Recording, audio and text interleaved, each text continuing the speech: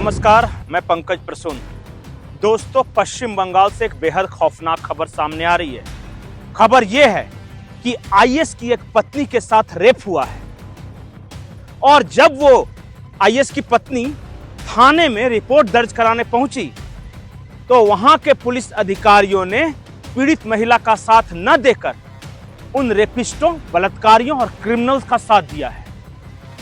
यह घटना 14 और 15 जुलाई 2024 की बताई जा रही है। हमारे पास एफआईआर की पूरी कॉपी मौजूद है जिसमें आईएएस की पत्नी ने बेहद गंभीर आरोप लगाए हैं। आरोप यह है कि उनके साथ बंदूक की नोक पर बलात्कार करने वाला टीएमसी से जुड़े हुए नेता लोग हैं। और अगर ये एफआईआर सही है, अगर आईएएस की पत्नी सही आरोप लगा रही है, तो संदेशखाली के बाद आप एक और बड़े धमाके के लिए तैयार रहिए बंगाल में।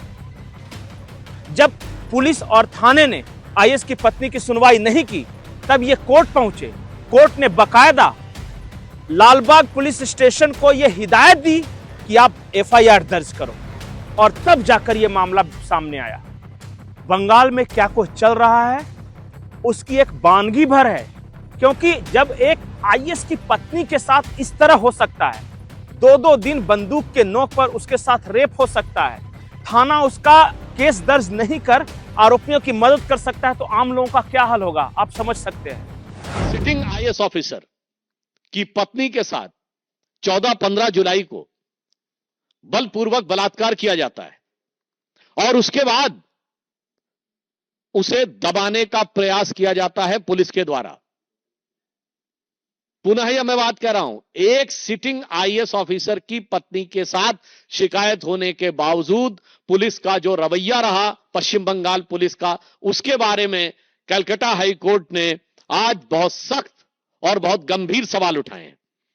पहला, उन्होंने यह कहा है कि इस प्रकार के विषय में जो जांच अधिकारी था वो कोई महिला अधिकारी क्यों नहीं थी, पुरुष अधिकारी के द्वारा जांच क्यों करवाई गई।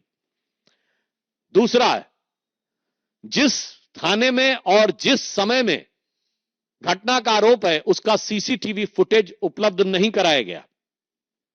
उससे गंभीर बात यह है कि घटना 14-15 जुलाई की है और मेडिकल लीगल एग्जामिनेशन 20 अगस्त को करवाया गया, 35 दिन बाद घटना के।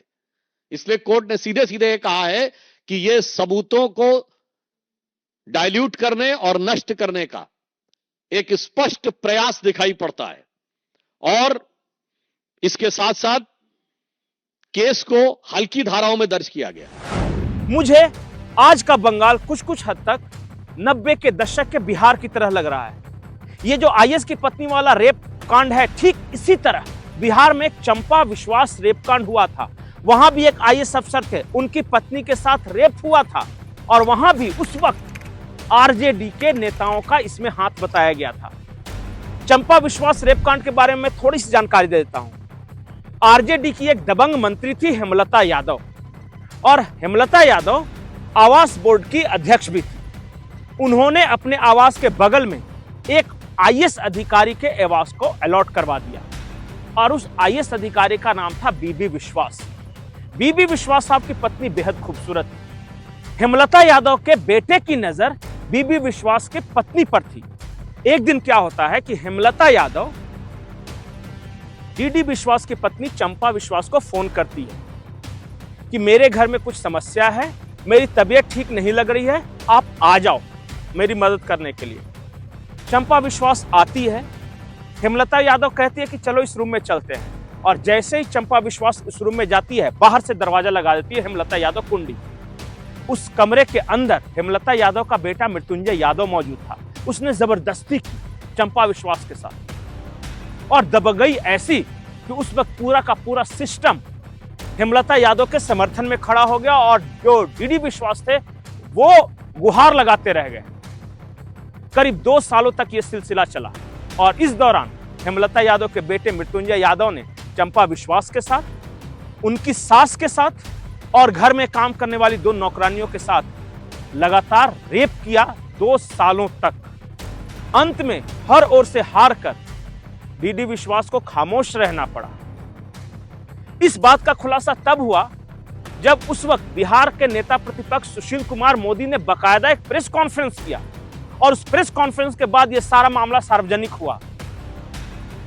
हेमलता यादव फरार हो गई, उनका बेटा अरेस्ट हो गया, लेकिन डीडी विश्वास और पत्नी चंपा विश्वास बिहार के पटना से शिफ्ट होकर दिल्ली चले गए और बाद में रिटायरमेंट के बाद ठीक पहले जब झारखंड बना तो वो झारखंड आकर रांची में भी रहते थे।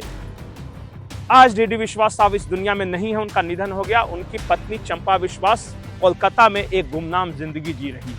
आज भी कोई नहीं जानता चंपा विश्वास। ठीक उसी तरह बंगाल में आज ये कांड हुआ है कि आईएएस ऑफिसर की पत्नी के साथ टीएमसी के कुछ नेताओं ने कथित तौर पर बंदूक की नोक पर रेप किया है और पुलिस कोई मामला दर्ज नहीं कर रही।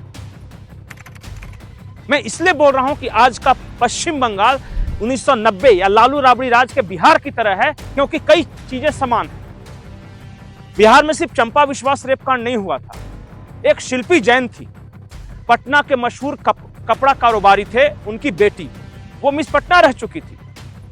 एक एनआरआई का बेटा गौतम सिंह शिल्पी जैन का दोस्त था और गौतम सिंह साधु यादव का भी दोस्त था, राबड़ी देवी के भाई साधु यादव। बात 1995 की है। शिल्पी जैन एक कोचिंग सेंटर इंस्टीट्यूट में पढ़ने के लिए जा रही है रिक्शे से। अचानक गौतम आता है और कहता है कि चलो मेरे साथ कार में, मैं तुम्हें छोड़ दूंगा। चूंकि वो गौतम को जानती थी, उसके साथ कार में बैठती है। गौतम कहता है कि मैं तुम्हें गेस्ट हाउस ले जा रहा हूं, वाल्मीकि गेस्ट हाउस। वहां वो जाती है। बिहार में हर किसी को पता था कि उस वक्त वाल्मीकि गेस्ट हाउस अय्याशी का अड्डा था। उसके बाद की खबर सिर्फ कहानियां हैं। शिल्पी जैन की लाश मिलती है पटना के सरकारी आवास के एक पार्किंग से। आज तक कुछ नहीं हुआ उसके साथ। साधु यादव बाहर है, राबड़ी देवी अपने घर में है, लालू यादव बीमार है, उनके बेटे तेजस्वी यादव आरजेडी संभाल रहे हैं। शिल्पी जैन और उसके परिवार का क्या हुआ किसी को नहीं पता। बंगाल में मैं बार बार बोल रहा हूं, चाहे संदेश खाली हो, जेल के अंदर महिला कैदियों के प्रेग्नेंट होने का मामला हो और आज आईएएस ऑफिसर की वाइफ के साथ बंदूक की नोक पर रेप का मामला हो, आज का बंगाल 90 के दशक का बिहार है। आप माने या न माने। नमस्कार।